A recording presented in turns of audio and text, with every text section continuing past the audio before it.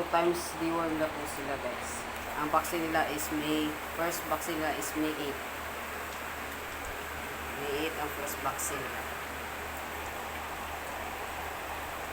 Dapat kasi vaccine yung tuta is 6 weeks dapat. 6 weeks dapat vaccine.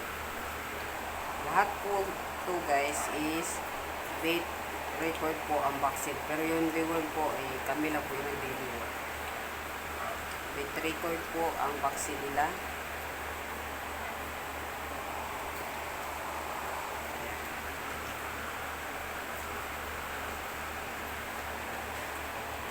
Busog na.